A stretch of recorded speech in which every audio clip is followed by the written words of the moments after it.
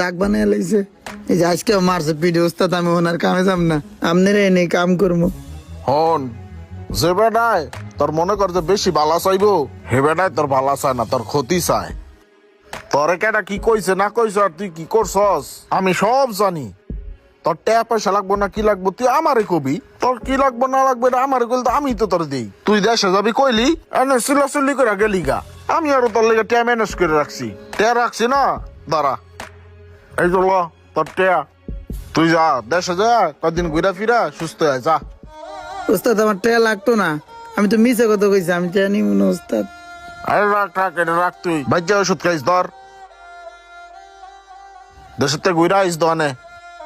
হঠাৎ করে যদি দেখেন আপনার আশেপাশের কেউ আপনার ভালো নিয়ে চিন্তিত, তখন আপনি ধরে নেবেন আপনার ভালো চাওয়ার মধ্যে তার কোনো স্বার্থ আছে। এই ধরনের মানুষের কাছ থেকে সাবধানে থাকবেন। আর ভিডিওটি ভালো লাগলে অবশ্যই শেয়ার করে দিবেন।